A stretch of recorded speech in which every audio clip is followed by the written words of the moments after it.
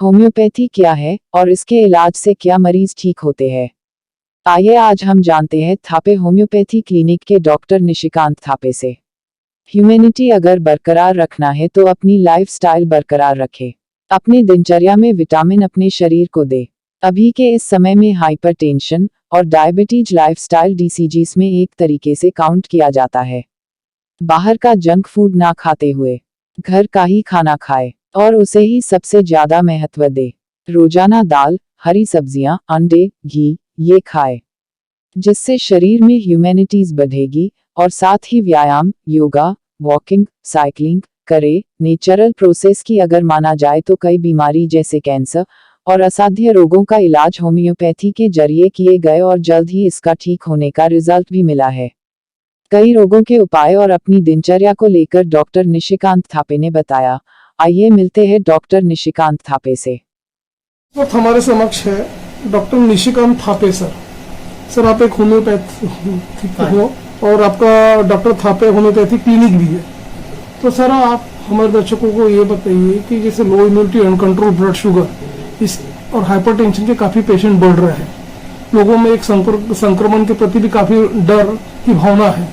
तो ये जो फियर जो बैठा हुआ है, जो एक डिस्पेयर है, एक टेंशन है, तो आप एक होम्योपैथिक स्पेशलिस्ट हो, तो आप बताइए कि ये किस तरह से रिमूव होगा, उस बारे में बताइए। उसके लिए सबसे पहले तो आपको अपनी इम्यूनिटी बरकरार रखना है। और इम्यूनिटी बरकरार रखने के लिए आपको लाइफस्टाइल जो आपकी, वो लाइफस्टाइल को मेंटेन रखना बहुत ज़रूरी है। जैसे कि आपको बिल्कुल कंटिन्यूसली वॉक करना है, मतलब 50 मिनट्स का वॉक करना ज़रूरी है आपको। आपका डाइट जो चाहिए वो हेल्दी डाइट चाहिए। सीजनल फ्रूट्स और सीजनल वेजिटेबल्स लेना आपके लिए बहुत ज़रूरी है। जितना आपका विटामिन, जितने आपका इम्यूनिटी स्ट्रांग रहेगा, ये सब डिसीजेस कम होंगे। वैसे भी हाइपरटेंशन, डायबिटीज़ ये लाइफस्टाइल डिसीजेस में काउंट किया जाता है। अगर ये डिसीजेस रहे तो आपका इम्यूनिटी डिप्रेस होगा। इम्यूनिटी डिप्रेस होगा तो ये जो पैंडेमिक चल रहा है इसके आप शिकार हो सकते हैं।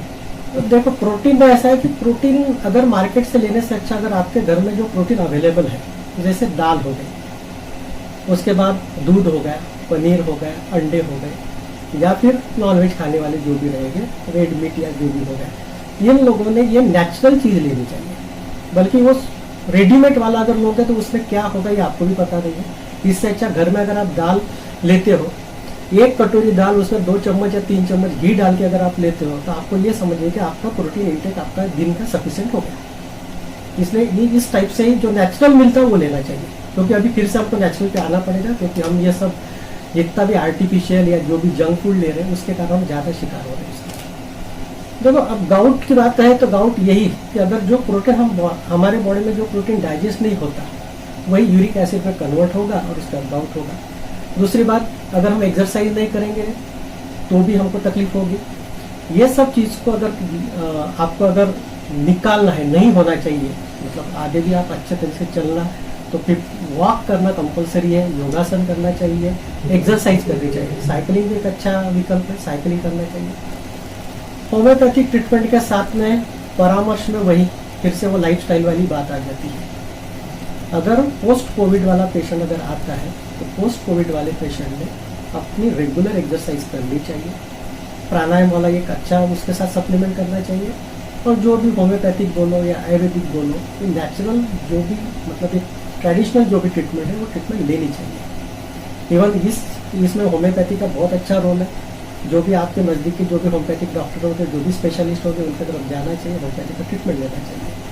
आयुर्वेदिक का ट्रीटमेंट लेना चाहिए, क्योंकि नेचुरल प्रोसेस पे बेस है ये सब ट्रीटमेंट। और इसमें आपका इम्यूनिटी बढ़ेगा, आपका हेल्थ अच्छा रहेगा, इसी को लेना चाहिए। बहुत फायदा होता है। प्रिवेंटिव डोज में हमने कम से कम, जब पहले लाट जब आई थी तब हमने 10,000 से ज़्यादा लोगों को फ्री में मेडिसिन बांटा था प्रिवेंटिव। उसमें से हमने बहुत कम लोगों को, मतलब कम लोगों के रिपोर्ट्स है कि जिनको कोरोना हुआ था, जिनको हुआ था माइल्ड हुआ था। उसके बाद जब हमने कोरोना पॉजिटिव होने के बाद भी जो ट्रीटमेंट दिया था, उसमें उनकी रिकवरी 7 दिन में पेशेंट अच्छे हो गए।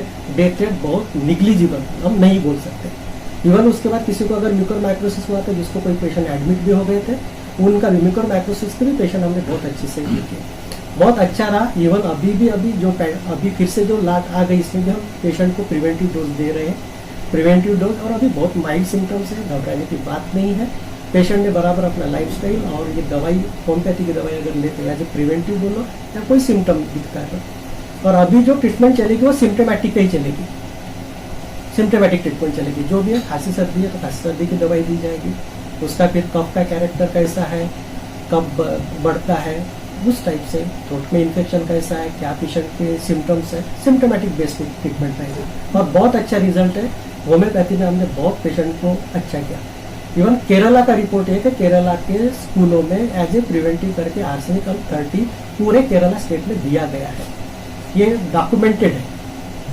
और उसका ये भी किया, क्या बोलते हैं, आर्सेनिकल 30 जो है उसका रिसर्च किया गया, उसमें देखा गया कि जो एंटीबॉडी जो प्रिवेंट करेगी कोरोना के लिए, जो फाइट करेगी, वो एंटीबॉडीज आर्सेनिकल 30 से तैयार होती है, डेवलप होती है। ये लेबोरेटरी में देखा गया। देखो ओमिक्रॉन स्प्रेड बहुत हो रहा है, लेकिन वो बहुत माइल्ड है। उसके 2-3 कारण है। सबसे पहले तो वैक्सीनेशन हुआ है अपना। नंबर 2, कुछ लोगों को इन्फेक्शन हो गया कोरोना का, जो उनको भी खुद को पता नहीं, किसी को पता है तो उन्होंने ट्रीटमेंट ली, इसलिए ऑटोमेटिकली बॉडी में एक नेचुरल एंटीबॉडीज तैयार होते हैं। अभी जो वेरिएंट आ रहा है ओमिक्रॉन, उसके कारण बहुत सीवियर डिसीज में उसका इफेक्ट नहीं होगा, सीवियर इन्फेक्शन नहीं होगा। और होम्योपैथी में वही मैंने अभी जो बताया कि आप सिम्टोमेटिक ट्रीटमेंट दे सकते हैं, एज ए प्रिवेंटिव फिर से आर्सेनिक अल्बम 30 दे सकते हैं, उसके बाद जो भी सिम्टोमेटिक रहेगा उसको आप दे सकते हैं। और इसमें भी अभी हमारे पास जो पेशेंट चल रहे हैं अभी इसमें सीजन में सब थ्रोट इन्फेक्शन वाले चल रहे हैं। हमारे पास जो कुछ मेडिसिन है, ब्राइनिया नाम का एक मेडिसिन आता है, डल्कामारा नाम का मेडिसिन आता है, उसका आर्सेनिक अल्बम, ये हम दे रहे हैं, उसमें बहुत अच्छा रिजल्ट है। इवन ऑसिलोकॉकिनल नाम का एक मेडिसिन है जो हमने पहले लाट में भी चलाया था, जिनको पॉजिटिव पेशेंट को हमने 3 या 4 दिन में अच्छा किया था, काफ़ी अच्छे रिजल्ट है। और अभी भी होम्योपैथी में रिजल्ट मिल रहे हैं। और जो पेशेंट हमको लग रहा है कि ये ओमिक्रॉन बोलो या फिर कोरोना के पूरे सिम्टम्स है, आज अगर डोज देते दूसरे तीसरे दिन पेशेंट अच्छा हो रहा है। उसमें होम्योपैथिक का जो मेन प्रिंसिपल जो है कि हम लोग उसमें सबसे पहले आपका केस टेकिंग करते हैं। केस टेकिंग में आज आपको क्या हो रहा है, ये पिछले आपकी पूरी हिस्ट्री जो है बचपन से लेके या पूरा जो ये रहेगा उसके ऊपर डिपेंड रहता है, इसलिए हम लोग पूरा आपका केस टेकिंग लेते हैं।